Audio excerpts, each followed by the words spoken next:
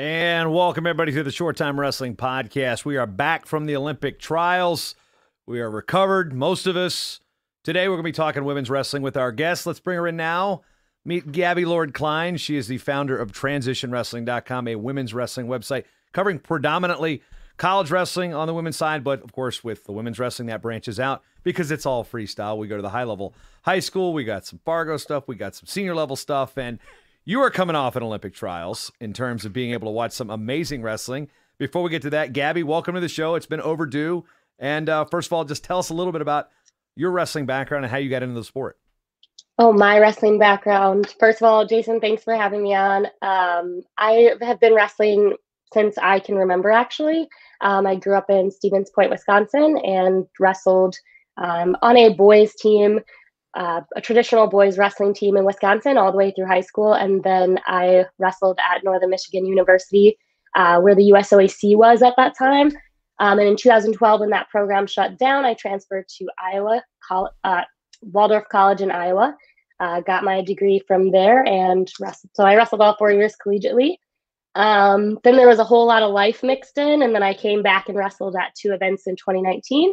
Then kind of when Olympic team trials were postponed last spring, that's when I kind of made the decision to call it good with my career. So a lot of years in wrestling, some international experience. It was really taught me a lot about life and just a whole lot of living in between.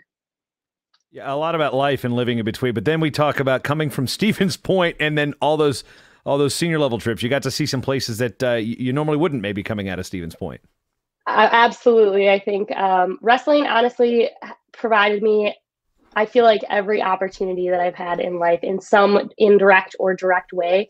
And so just being able to travel to different countries and compete in different states and just travel a lot. I mean, I feel like I've been on flight for a long time, and it's really fantastic. And I'm just so grateful for it because I feel like I learned so much about other people, how they communicate, and you really share experiences and just see the world in a different way. And so travel has been incredibly, I think beneficial and just amazing. So. Now, the foray into transition wrestling, because you had a big girl job. You were working in the real world. You were out of wrestling full time as you've made your way back into it. But I'll talk about that, no pun intended here, the transition from college athlete, like senior level athlete, to being in the workforce. Yeah, so I graduated college in 2015, and so I have about 6 years of experience in financial planning and analysis. And when I first graduated college, I had my job lined up because I went to a university. Waldorf required us to do an internship, and I actually had that connection made before I graduated. And so I was really, really grateful for that. That put me in a really good position. I worked at Kaiser Permanente out in California, lived in Pleasanton, Bay Area, Oakland for a couple of years. And so when I left in 2015, when I graduated, I just completely left. There was no connection back to the wrestling world. And that's really it was really, really hard to be connected unless you were a coach or an athlete, because there was nothing there. There was no network for you. It didn't exist really.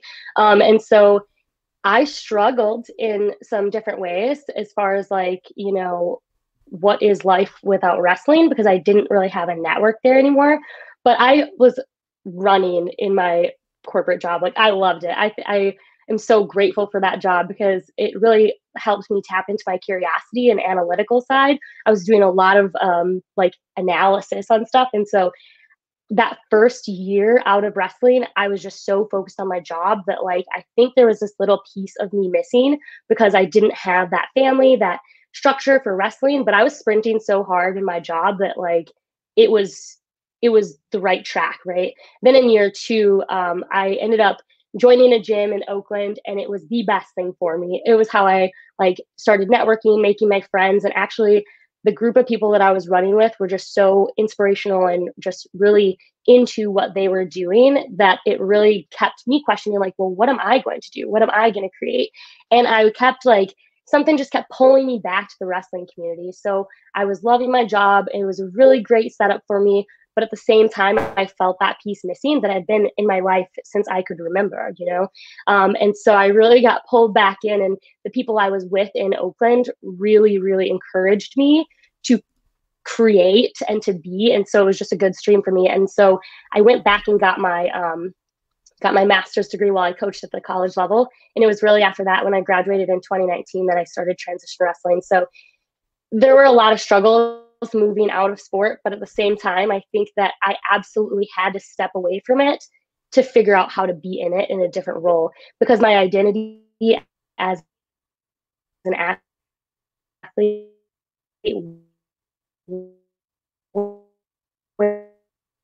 without without the sport. And so that ultimately led me to a lot of the core things about how and who I am now. So I had to do that to be able to come back. I'm going to back you up a little bit because technology, we are live. So I want you to kind of repeat the identity part again, because you kind of broke up a little bit. And that's what we do in post. We'll cut all that up. So if you're watching live, you see that, but you won't hear that on short time. So just fire that answer up one more time. That's your identity. Yeah. So when I had to step away from the sport completely to be able to come back to it, because, and I didn't know that at the time, right? But my identity was so tied to me as a wrestler. I only knew myself as a wrestler, and I had to figure out who I was without the sport so I could come back and figure out my role with it, really. And so I think that was incredibly challenging. It still is challenging to continuously not assign identity to the work that we do. But just knowing that, like, I now know who I am as a person outside of sport. That was huge for me. And I had to do that. And I had to connect with people in different industries and just places to be able to learn that. And we look at your wrestling career. I mean, you had credentials coming out of high school. You placed in Fargo. You've had success at the college level. When you come back to the upper Midwest, the Minnesota, Wisconsin area, oh yeah, you betches, that type of place. The opportunity to start transition wrestling. Why did you feel the need to start transitionwrestling.com? I'm going to give you a brief, I guess, intro to that because it's really been on my heart for years. It really landed on my heart in 2017 when I was still toying with the idea of what is it that I want to be doing with life. And it was those people that I had in my corner in Oakland that I was running with. They were all creators, and they was in different industries. And I kept thinking, like, well, what does wrestling mean to me? Like, what is wrestling? And I wanted to fill that void, and I didn't know what it was. And so I just started like tinkering around with some data and like just looking at different things. I'm a data person. And I realized what was missing was when I was in the business world that wrestling is a business. And that's why I had to gain that perspective. And I was like, what is missing in my life? And I realized it was the community. And I wanted to hear stories of other people like me doing the things in life after sport and also just like in sport. Like I wanted to hear those, and I didn't see those stories.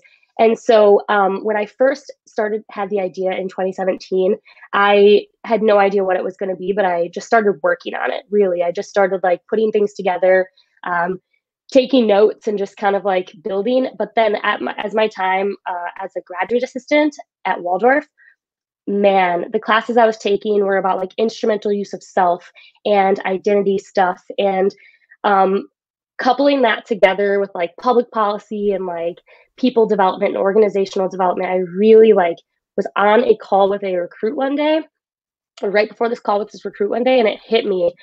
I was like, this is the biggest decision they are going to make for the next 4 years. And we have to make sure that they find the right fit for them, not just wrestling wise, but life wise. Because I was thinking about my life and like all the different things that happened to make me who I was. And that transition out of sport was incredibly challenging. It was incredibly difficult. And I think that was magnified because I didn't see other people doing it or hear about how they were doing it. And I wasn't really taught how to operate outside of wrestling, which was hard. And so I realized in that moment, I was like, oh, this is like the culmination of everything.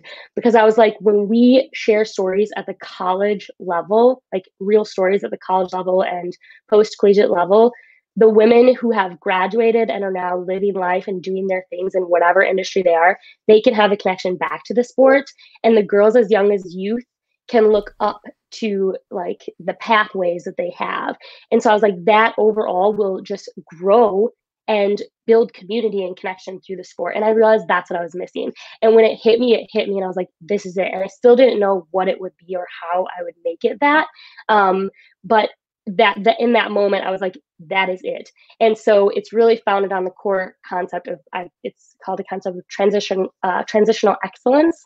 And that is the ability to navigate the world really in all walks of life, no matter what you're doing, and to show up no matter what. Because transitional excellence on the mat is, you're not going to know all the positions all the time. You just have to trust that your body knows what to do. You've done the training and the preparation because you showed up. That's transitional excellence on the mat, and the same in life. And so when we're looking at like high school girls going to college and college girls going into the real world, or even if they don't go through that college part, we are as people in constant state of transition. We have to show up day and night to do the things that we're supposed to be doing and commit to those things, just to show up in whatever aspect that we are. And so that's kind of where that came from. And now it's just kind of growing. And Jason, you mentioned I had a quote unquote big girl job. I actually still had a job in finance until about a month ago. It was when I finally was like, okay, I have to put this down so I can step into what I know I can create. And so that's kind of where we're at right now with that. And so finally not having a full-time job has allowed me to, one, go to the championship events this spring, or this last month, which has been amazing. And then also now I'm taking a moment to step back so I can step forward with it. Yeah, and you look at the events, of course, and the promo picture we've got of you. It's you at the NAIA Women's Championships out at the University of Jamestown in North Dakota. You've had the opportunity to not just spend more time developing on the site. You're back home in Wisconsin, working with the state federation there, coaching again, and then you're in River Falls, correct? Coaching with Kevin Black, if I'm not mistaken, right? Correct. Yes. So Victory School of Wrestling out there, just across the river. So you're close enough to the cities to not be uncivilized, but it's still River Falls. Correct. It's wonderful. It's a small little town. It's a great place. Honestly, it's about the community, and we're just a stone's throw from Minneapolis, and so it's a really good situation that we have going on.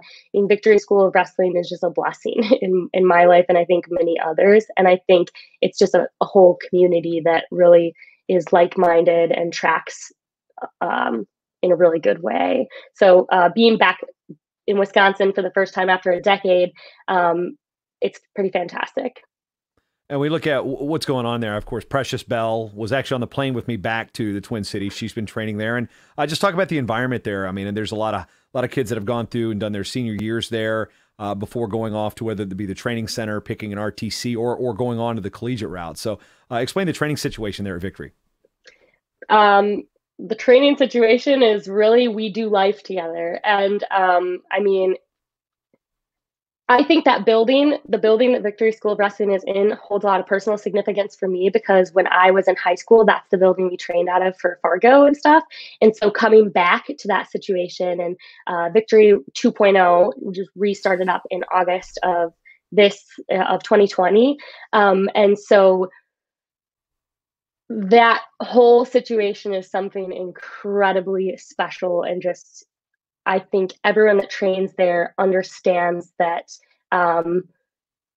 it's a life. It's not something that you do as wrestling isn't something that you just is like a compartmentalized thing. Like, the training is body, mind, and soul, and it comes out in the athletes. Like, it comes out in the athletes that have trained there. Like, it's body, mind, and soul training. So I do the strength training for the girls, the women who train there. And then it's a different style of training. It is a totally different style of training. I don't really know how else to describe it. It's just a place where people come and, like, you're early for practice. You're there to do the work, but it's not just the work. It's the life. Like, it is the lifestyle. And so right now we have Coral Sugiyama, Ali Hauk, and then Precious Bell training with us full time. And we have just people coming in from different places, and it's a good situation. Yeah, for those who've never met Kevin Black, can you give us kind of I don't want to say, I don't know, they call it Spark Notes now. When I was growing up, it was Cliff Notes. Give us the old version, Cliff Notes version of what Kevin's like to work with. Wow, I'm like chuckling because it's like a family that we have going on there. And so you really have, I think what Kevin does so well is he he allows you to bring your best self. He knows how to push the buttons to get you to bring your best self to show up. And so working with Kevin, I mean, it's like man, I really don't know how to explain this. It's like a unit. Like he has so many things, his forethought for just planning and development is at a level that I've never experienced before. And I think like I've been around him and again, like for a year and a half now. And I feel like I'm just like, I've just been absorbing and watching. And so like that first year, nearly full year that I was up here, I was still training full time. So it was a totally different role. Like I was the athlete. And so it was something that I'd never experienced, like training that I'd never experienced like that before. Like it's like position, pressure, all those things. And then you just learn to wrestle and it's crazy. But then as a human element, like as a human and like a coach now and just being around there, like just observing and absorbing the level of detail and having conversations about what goes into creating highly trained athletes is just a little bit mind blowing. And I learn all the time. And I hope that I add value and also help him learn. And the thing about our group is like, we all learn from each other. There's not anybody that you can't learn from. And so as much as we're learning about wrestling, we're learning about like so much more than that. And it's everybody. Mm-hmm. Understanding he's a pretty good cook too. Very, very good cook. Yeah. So I was plant-based for a long, long time and even figured out how to make some plant-based foods that were pretty amazing. So yeah, that's not me. Sorry. I have a freezer full of quarter cow, Minnesota grass fed. So I'll take the meat off the plate. I'll take the tofu on the grill. It's fine. I think I've eaten tofu one time. Well, we won't get into the dietary habits. Obviously, you're in much better shape than I am. So maybe I could learn something. Now, we're looking at transition now, yourself getting more into the media versus kind of covering it from a distance. What's it been like to, again, let's use that term transition, to go into events and cover events and kind of develop your skills in a journalistic manner with a focus mainly on the college level of women's wrestling, as we're now over 83 schools, or we're going to be at 83, I think, when we blow the whistle next year across 3 different divisions. And that's not even counting the collegiate schools north of the border in Canada who've been wrestling for 20-something years. So what's been the hardest adjustment for you getting into that world of actually being on site? In an era, of course, where you can't really do face-to-face interviews as well because of COVID restrictions. Yeah, I mean, if we're talking specifically about this year, it's been what is it like being on site? Absolutely a different role than what I've ever been used to. So the NAIs in 2019 were actually the very first event that I actually covered. And that was before I even had a website. I just posted articles on Medium. And so coming back to the 2021 NAIs was just really amazing as an experience. But what's been the most challenging, I think, is to develop a voice and style of writing, because I studied business administration and finance. And I was like, English minor, but also I write a lot in general, but finding a sport specific style of writing and, reading books about like just different ways of writing, that's been pretty challenging. And I think honestly, if we're going to talk about the most challenging thing that goes into transition wrestling, it's the fact that my brain has to switch between 8 different roles in one, because I have to plan the things, do the things, post on social media, write the captions, and do all the different things for just one post. And that is really challenging, just in general. So, but being on the floor at nationals this year was electrifying. I'm going to come back and say that the same thing for Olympic team trials, because there's so much that you do not get when you watch something behind the screen. There's so much that you don't get from the environment. And so being there and experiencing that in person gives you the feel of, the emotions, the attention, all of those things. And so being on site has been incredibly important, I think, for everything, just to get that experience and exposure. All right, let's talk about being on site. We're going to bring up brackets here, and we're gonna weight by weight and give some perspective here. But before we get to 50 kilos on women's freestyle, Olympic trials is something that Earl wrote a good piece on Intermat about experiencing his first Olympic trials. What do you have? First of all, was this your first trials? This was my first Olympic trials, and wow, I did not know how to approach it. I really just experienced it, and I think it changed me as a person. You have to remember that, like, I've wrestled on teams with some of these athletes, and I've coached at the college level, and I now cover the college level, and I feel very, very close to this. And so that was an incredible experience. And yes, it was my first Olympic team trials. Absolutely insane. Yeah. Yeah. So we got 6 women on the Olympic team. This is we're going to 5th cycle. So 2004, 2008, 2012, 16, now 20, which asterisk 21. Because I remember my first trials was 2004. So I actually got to witness the first women's Olympic team formed. Wow. With Tricia, with Taylor O'Donnell, with Sarah McMahon and Takara Montgomery. And I just remember the style of wrestling, the depth of the wrestling, and then a lot of people looking at it as they really weren't quite sure what to expect, because most of the time in that generation, we coming through, the time you run into a girl wrestler, she was the only wrestler on the boys team, and it was kind of, they kind of made a big deal of it, and it kind of created this stigma. Now we've got athletes that are being born and wrestling that never knew there wasn't juniors in Fargo for girls. So I mean, we're generationally there, but now we look, we fast forward our 5th Olympic cycle, we've got 6 women's weights, and we've got 6 women that are they're all qualified, and you've got great stories behind it. Let's start with the challenge tournament. What were your general impressions on 50 kilos? Did you expect to see Victoria come through and battle Sarah for the spot, or was there anything in there that you were kind of looking at to happen that actually did? You kind of like, yeah, I got that one right. So I very generally don't like to predict matches and what I think, but I definitely expected to see Victoria there. Like, absolutely. They wrestled at the 2019 Senior Nationals, and Lampy caught. I mean, Lampy is so strong. Victoria, like, I look at these athletes and I'm like, this is a consistent lifestyle for them.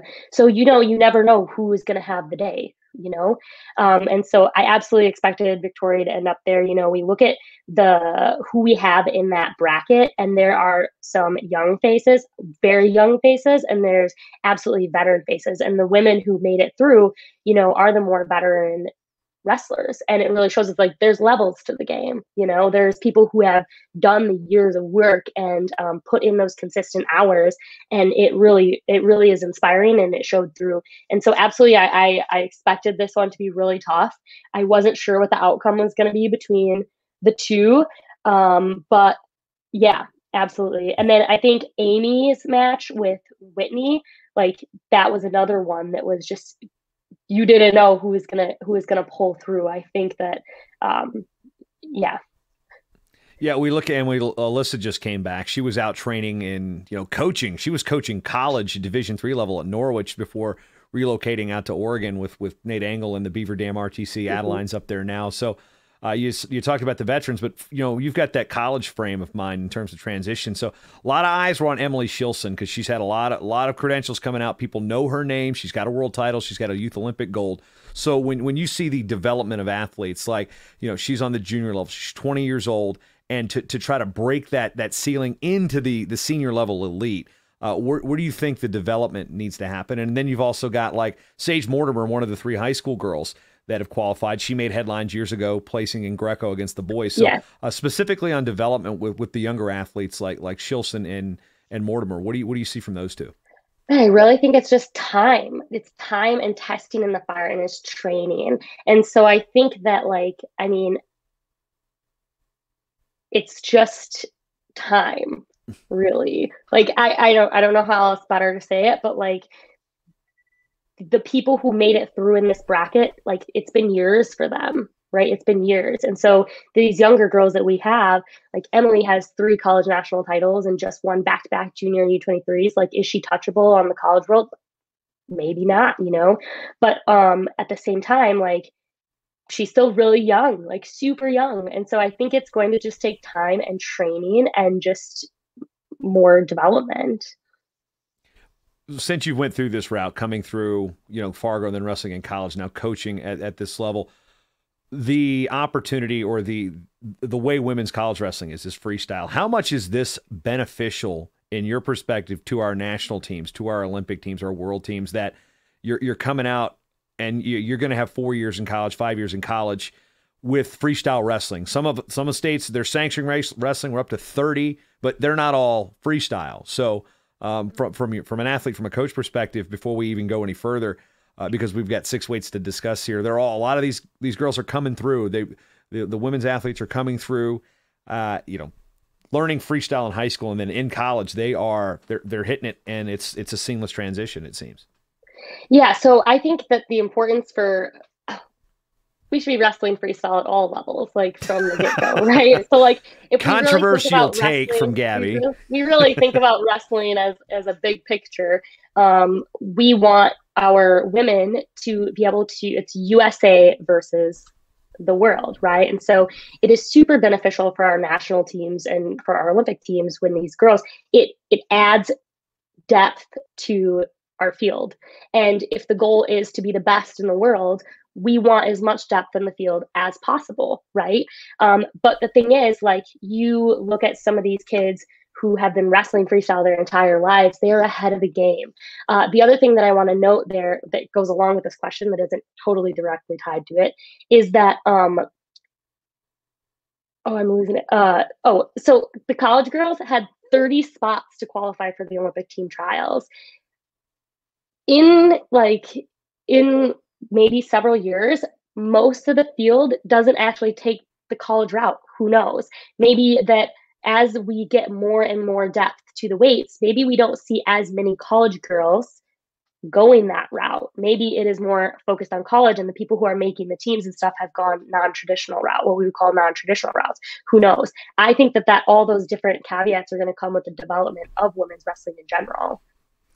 Let's talk about the challenge finals here. Hildebrandt 2 straight over Victoria Anthony, and that first tech was, I mean, it was super. It was a battle up until Sarah Hildebrandt finished it off with the lace in match 1, and then just kind of overpowered. That's the one thing about Victoria Anthony is she's even at 50, the weight class is not 48 anymore. She's always been tactically and technically amazing. It's always seemed to be a size thing with her.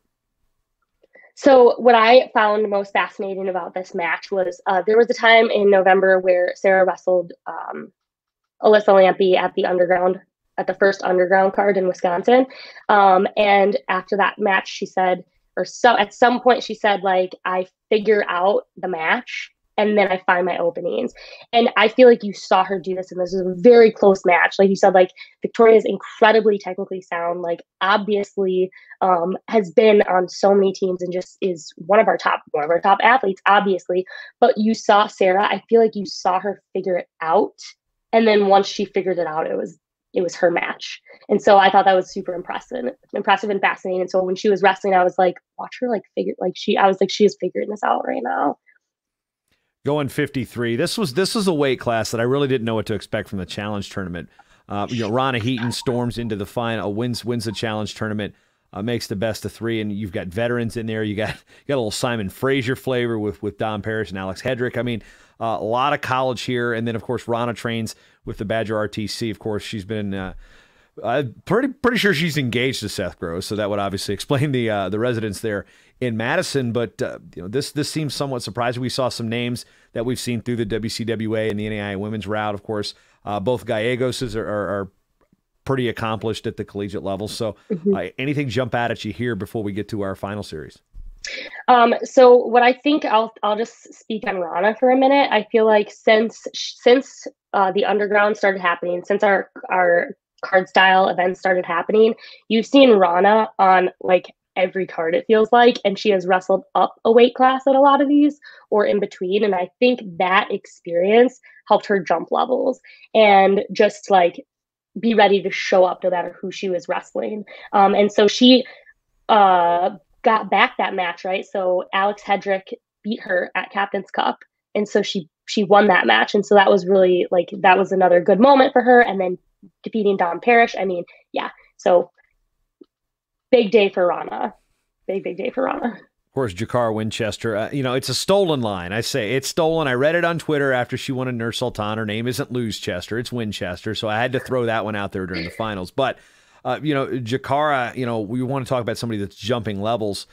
Terry Steiner knew she was good couple years ago. And then when she finally broke through, makes a team, and then, wins a world title in Kazakhstan, she became, and she's an absolute riot on social media. She's just a great personality for the sport of wrestling, and a little California flavor there. She's just also just wickedly tough. I mean, what's it like watching Jakara Winchester wrestle from your perspective? So explosive, just powerful. She puts things together. I mean, it's absolutely impressive. I mean, so Rana obviously has a really funky defensive style. Like, she's really good at that. But watching Jakara wrestle and watching her win, I mean, Jakara is just a different level wrestler, right? Like, super, super powerful and explosive. What do you see from your teammates and those that you've trained with and coached when they win something finally for the first time, that there's that confidence level? We always say it on the men's side, Division I. Once you've placed at the Division I championships, you wrestle like an All-American. So, what's the situation like from your perspective when we see this on the women's side? Absolutely. I think that applies the same way. Like, I think a little bit of it is probably being like, I placed, like, I did this, I can show up. And then it's like, okay, we're going back to work. I know how to show up on the mat. And so showing up in training is different than showing up on the mat. And I feel like once you do it out there, you're like, this is the new standard and we are here. And you just wrestle with a different, I think, confidence. Moving to 57, of course, this was one of the more emotional brackets for several reasons. Helen has had her struggles since winning gold in Rio. She's made a couple stops along the way, briefly retired, came back, now representing Nittany Lion. And, of course, with Jenna Burkett, her issues in dealing with the death of her mother, who was a remarkably awesome human being. Roseanne was just so nice. I mean, I didn't know her super well, but always very, always had a smile on her face. She poked fun at me here and there for my karaoke. And it just, just knowing Jenna since she was in high school coming through, it was, those things where you had a sentimental favorite, and then you had that sentimental favorite meet, basically America's darling from Rio and Helen, and setting history. So it was one of those things where as a wrestling person, it's like, who do you root for here? Because, you're pulling for Jenna, you're pulling for Helen, and it's just, it was a made for TV type of story. And Dort Mayab and we were walking around the facility before we got underway, looking at the plaques from the Hall of Fame that was down, filling seats in the bottom. And somebody, I'm not sure who it was, had bought a picture, a fan cutout of Jenna's mom. And it was like right there, second row, dead center. And me and Dort about lost it right there. Like, before we even started the tournament, I was like, oh my goodness. I mean, there's Roseanne. So we made a point to say Jenna's name is Jenna Rose the entire time as a tribute to her mom. That. So that was one thing. I think this weight class to us was less about wrestling, and then because it went chalk, it was 1-2 in the challenge tournament final. And then it was Helen who Jenna stole a match that second one. I mean, that was, what do you attribute that to? First of all, is a lot of wrestling and a lot of things goes through your mind, and you're wrestling somebody that was she was the face of women's wrestling this last quad. So maybe from a coach's perspective, how do you think Jenna was preparing to go into that second match with Helen? So I think that I'll just note, first of all, like, Jenna has become a whole different human being in the last decade, right? And so, like, you've watched her over the last several years kind of like settle into who she is and how she is, and that's been so amazing. And so Jenna's been working hard, and so I think what we saw was the opportunity meets preparation. I think that's what we saw when Jenna was wrestling. And then when you're wrestling, she loses her mom like less than 10 days before the trials. I think for her, it had to have been like, I came to do this. Like, this is what I came to do, and just grit down and do it. And so she won that second match over Helen. And I think preparation met opportunity, and emotion, everything was just right. A lot of magic can happen when things line up the way that they do, whether it's something that is hurtful or inspiring. Like, those things line up, you can do amazing things. And I think we saw that happen in that match. And so I pulled up, Helen had posted this post on Instagram, and I just want to note something from it. It's this one line where she said, she talks about the dream being both of theirs. And she said, you're not trying to take something from them. What did she say exactly? She said, you're not trying to take something from them. You're just trying to earn something for yourself. And I thought that was just so spot on, because this matchup was a challenge, and Helen coming back and proving that she had to see it through. I think that it was more than wrestling in that match. Let's look at it. All three. Let's look at this weight from a developmental position. There's some young guns coming through on the college side. Cameron Guerin, she comes through and loses to Abby Nettie in the third place match. Of course, Allie Reagan's dad posted that Allie's retired. She didn't leave her shoes on the mat, but that explains the injury default there for the true second. So Abby Nettie on the national team, which is that's a big step for an athlete getting on the national team. But there's definitely some young guns here. I mean, Amanda Martinez from North Central. That was that wild match with Bridget Duty, 12-12 on the backside. I mean, the young guns here. There's definitely some depth building here at this weight. Yeah, and so I actually want to talk about Bridget Duty for just a second. So she just won the NAI national tournament, and all of her matches seem to be super high scoring and wild. Like, if you have watched Bridget Duty wrestle, you know that. Like, it's been crazy. Their scores are like 15-12, like insane amount of points on the board. And so she's been really fun to watch. And what I watched her through this whole tournament specifically because I feel like this season was different for her. It really just solidified. She just came through as a wrestler this season. Really, like, finally, something turned. She turned a corner, and so she won NAIs, and it was super emotional. And you saw this again when she beat Tiana Jackson in that first match. I feel like I've just watched her just continue to develop across that tournament. And what really, like, you come to the Olympic team trials after winning the NAI national championship, you have that experience under your belt, you're on a roll, right? You keep rolling. And so she really had that going for her. And so I thought it was really fun to watch her wrestle. These other girls in this weight, all top college wrestlers, right? Like Shay, Brenda, Cam, Amanda, like all 1s and 2s at the NCAAs. Tiana Jackson was a national champ in 2019. She came to this tournament after not having an entire season. Mensah wasn't allowed to have their season, right? So without having any competition since before nationals in 2019, she still showed up and laced it up and put it out on the line. And so this college segment that we have here at 57 kilos is just absolutely insane. They're great wrestlers. I know Amanda and Bridget are seniors, but if the other girls are fresh, I think Shay's a junior, but the other girls are Cam is a freshman. Like, we have so many years here out of these girls, and the way the eligibility worked out with college, who knows if the seniors are even really going to be done. Yeah, and let's talk about the college thing real quick. Shauna Kemp, college coach, University of Jamestown, still out there scrapping. That was pretty cool. I had to make a mention of that when she was out there too. You got a head coach out there scrap. Absolutely. Mm-hmm. I think her athletes can really look up to that and like see that go for her. Keep training. We moved to 62 kilos. Kayla Miracle wins a spot. Kind of an anticlimactic finish as Macy Kilty got hurt in that third match, and she's been training down pretty much full time with the Tar Heel Wrestling Club down in Chapel Hill. Has when they were on break, she'd end up in Colorado Springs. I was talking to Coleman about her training situation and how that works out. But we look at this weight, and Macy Kilty was somebody that's been on my radar since you see her win a cadet world title. This is one of those things you witness it. You're like, that girl's gonna be good. Then you see her, go move into the junior level and just Kilty bombs. I mean, these Wisconsin back arches are things of beauty. So I called I think it would be Macy Kilty would be Kayla's best competition there.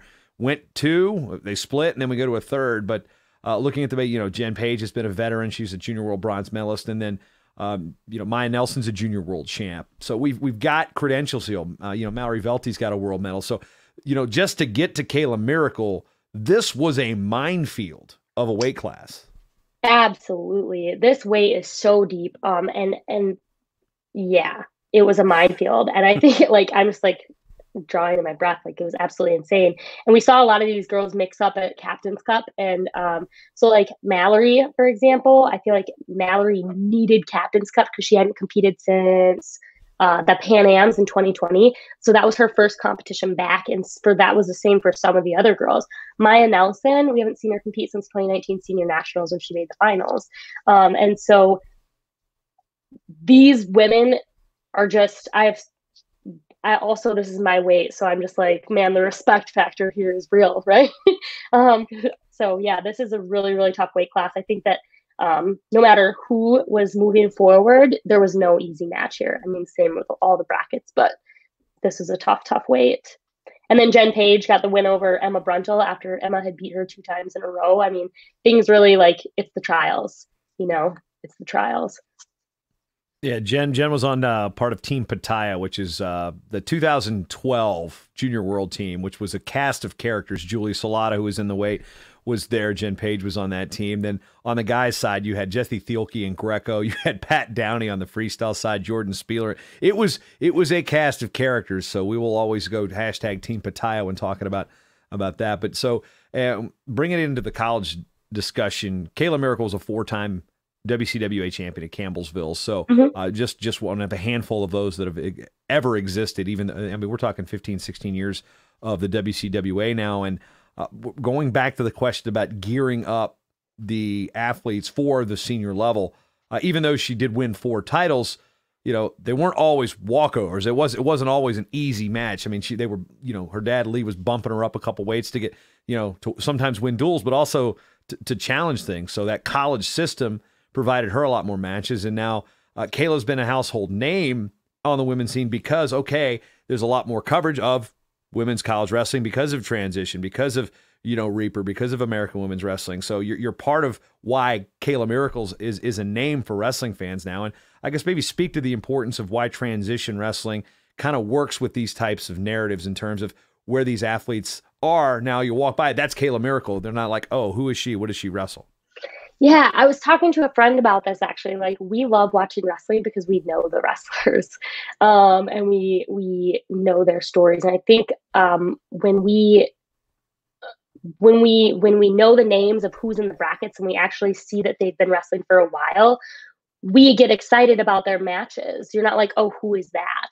And so these girls who have come through the college level or for several years or just finished a college season, I mean, their names have kind of been like out there. And so that's way more fun to watch them wrestle because you're like, oh, this is how they competed in college. Here's them at the next level. And so that's just a great, it makes the wrestling what it is. Like, it makes wrestling for spectators awesome because it's not just families then and your moms and dads watching it. You can be like a regular person who's not super invested in one college team or something, but you can know a name, and that's important.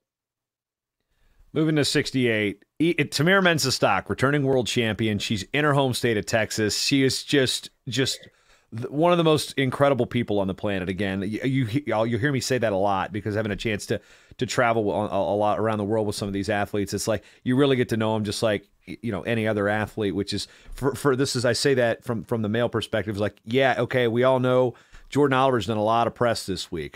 Tamira Mensah, I sat with her at the test event in Rio early 2016. Had only seen her wrestle a couple times, and just the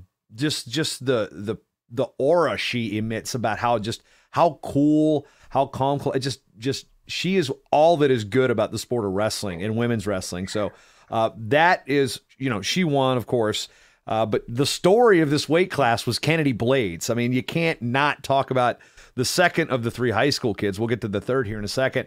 And we say kids, 17. And this, as a sports commentator, you have to also, watch how you say girls and women. When you're over 18, you want to call it women's wrestling. Kennedy's a 17-year-old girl wrestling a world champion and taking down a world champion in a best-of-3 finals. Gave up 1 point in beating a multiple-time world teamer in Rachel Waters, a 2-time age group world medalist in Alex Glaude, and then beating a 2-time world teamer in Forrest Molinari, giving up 1 point along the way. From where you sat, how impressive was her performance? Wow, just wow. I think what makes Kennedy so fun to watch, man, she moves laterally. You can tell she's been training. Yeah, she's really fun to watch, and just seeing her come through and kind of like handle the matches and own the matches was just really eye-opening because we knew she was good. You know, she's good, but you watch her at this level. Wow. Yeah, when she's Just finally wow. age eligible to be on the senior level. So Yes. and again, we've got names in this weight class. I mean, of course, Kylie Welker. We'll get to her in a second. She qualified, and Kennedy qualified through the last chance a week earlier, and then Kylie's like, I'm going up. And so a couple years ago, Adeline Gray had talked about when she was going to be done, following this quad, most likely. She's like, I don't want any part of Kennedy Blades when she gets older, and that was when Adeline was coaching and training at Wyoming Seminary, and I think Kennedy Blades was just a freshman at the time, and that was already the getting the keep an eye on her from Adeline, who's won so many world titles. That was one thing that made me go, okay, she's saying that, let's pay it. And yeah. Nobody at Wyoming Seminary is surprised. Scott Green goes, yeah, it's not an upset when, you mean you weren't expecting this to happen? Pay attention. It's just, the senior level coming out party for Kennedy Blades was quite, and here we're talking about a second place finisher behind a world champion. Most people, she got a standing O walking off the mat after a second bout. That was something that's what I love. I mean, it might've been because Texas is long had girls in women's wrestling, but everybody in that building fell in love with the wrestling of Kennedy Blades. Absolutely, I agree. Except for maybe her opponents. Yeah, what a great way to kind of make a splash into the senior level world. Now we move to 76. Adeline Gray won this one 2 straight over Kylie Welker, and we talked about the high school 3 of 3. 2 of the 3, Sage, of course, was at 50 kilos, and then Kennedy is second in the trials process, and Kylie Welker, who lost to Kennedy Blades the week before, moves up a weight. They seeded 14 in this challenge tournament. She was seeded 14th and won the challenge tournament. She's a Wisconsin kid, so what do you know about Kylie Welker, and was this performance surprising for you? Go Wisconsin. Look at all these names. So I don't know if it was surprising or not. I've known Kylie's good. I think just watching her against everybody else in this bracket's like, dang,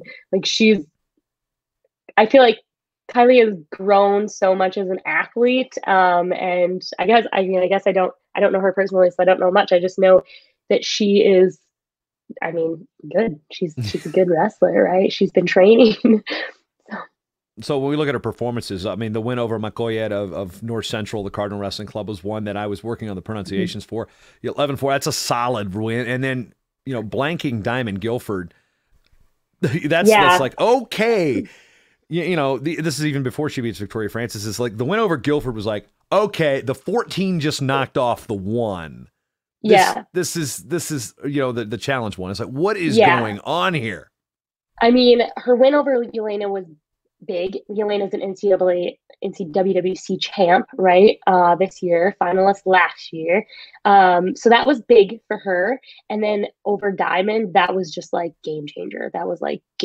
And then you have to think about it too. Like once you have a win like that, I think you have more confidence again to like show up and go again.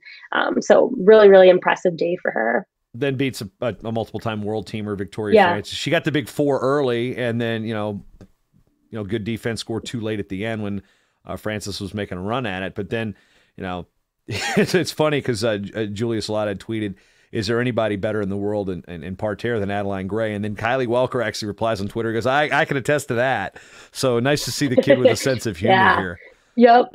So overall perspectives now on the Olympic team. Of course, the schedule is going to put women's wrestling on showcase, one weight each day. Women's wrestling will be every single day in Tokyo because of the reverence the Japanese have for the sport of women's wrestling. Of course, the dominance that they've had. When Helen beat Saori Yoshida, it was monumental, not just because Helen became the first American to win gold for the United States in women's wrestling. She beat Superwoman to do it. Yoshida, Icho. And then there's the line of, Seiko Yamamoto coached here for a couple of years with Team USA. Eri Tosaka swept the quad from 13 to 16. And that's just the recent names. You've got so many great women's Japanese wrestlers, and they set the bar, and the U.S. has got to chase them. So, and your professional expert opinion, how well do you think this team's going to do in Tokyo? I think that we have a very strong team going into Tokyo. You know, so much reverence for our USA team in general. I think that we go out and we wrestle the way that we can wrestle, and we show up on that day. We do our job. I think that our women are going to have performances that they have worked for.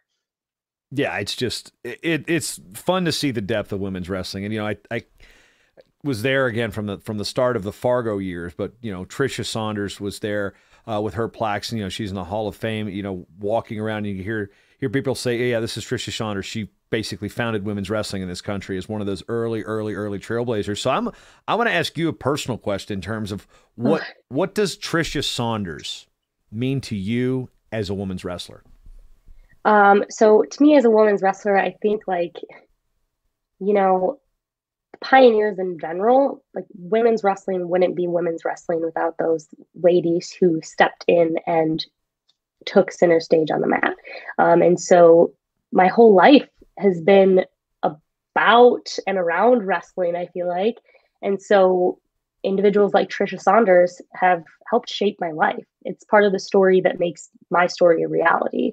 And so it's incredibly important to have those women. And I think now that we're hearing more about their stories and who they are, I think that we can never forget where we came from. We have to keep that perspective as we move forward. And when we study women's sports, wrestling is going to be one that has a whole lot to offer. And that's because of people like Tricia Saunders. So she means a great deal. And I'm so happy to be part of such a sport with such a very special story, I would say. Let's go back to 2016. My oldest daughter, Lucy, was 4. My youngest daughter, Ruby, was just weeks old at the time. So my oldest, Lucy, was wearing a Helen Marula shirt, watching the Olympics, watching Helen make history. I don't know how much that'll resonate with her in her life growing up if she ever gets into sports, but what was your first vivid moment of watching a successful women's wrestler on the mat? My first vivid moment of watching a successful woman wrestler on the mat. Well, actually, it didn't even have to be successful. It was just maybe something that, some people point and remember, there was a girl in my club growing up, Wara Woodard. I mean, she now coaches up in Northern Virginia, but I remember watching. Ready for it? Go for it. Okay. In 2006, I was an 8th grader, and Alyssa Lampy was in the finals at the Kohl Center, and I was in the stands watching her wrestle. And so I just remember gripping my seat, and I feel like I remember the whole outfit I was wearing, and the lights and the loud and the noise. And I just remember being like, that is going to be me. I want to be that, as a little 8th grader. And that was it. Alyssa Lampy in the Kohl Center. I walked up to the Kohl Center that day, and she was on the front of the newspaper like a warrior. And I was like, oh, Alyssa Lampy. And so that was really, really special and really important. And I was sitting next to the Suhakis, I think, and I just told them, I was like, I'm going to be like Alyssa Lampy. And I was just quiet that day. I don't think I was talking at all. I was just watching her. And so that was really special. And to bring it all full circle, the guy that she wrestled is one of the coaches at Victory now as well. So it is a crazy small world. And who's that? Yeah, I can't remember who she wrestled in the state finals. Who was it? Thane Ansek. I think that's how you say okay. Yeah, he wrestled at Minnesota. Yeah, okay. Yeah. I know that name. So Alyssa Lampy for sure. And when I watched her wrestle at the Underground and come out of retirement, at my age, I was in a brace from surgery for the 2012 Olympics. For 2016, I watched it in California, the finals and stuff. And I was still very, very young. That stuff didn't really resonate with me. And because not resonate, it didn't, there wasn't enough connection to it for me to fully be invested in the stories. I felt like it was really hard to be connected and to watch and feel it. And so 2016 was really important for me to watch and read about and watch the matches. But in the college years, it was still, for me, when I was in college, wrestling was still in its little like silos for women's wrestling. There wasn't really media, and there was no cross connection between like the schools and programs. Like it was a different world today than it was then.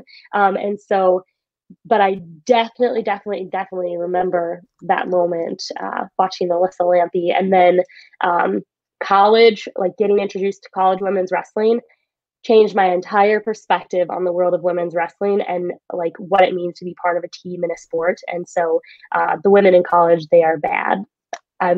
They're awesome. So bad as in like BAs. You're not like they're baddies. They're good. Bad like good. Yes. Yeah. Even the old guy I stopped figures that myself out. from saying the second word to that sentence. Yeah. I think you can say that word on this show. I don't think we have to bleep that. They're badass. Okay. Yeah, there we go. Yeah. Give them their due. Yeah. They're all badass. It's pretty impressive. And so when I was wrestling in college and then being in the college world, I mean, I really fell in love with women's wrestling as a team sport, and having full women's teams. And so that was really cool.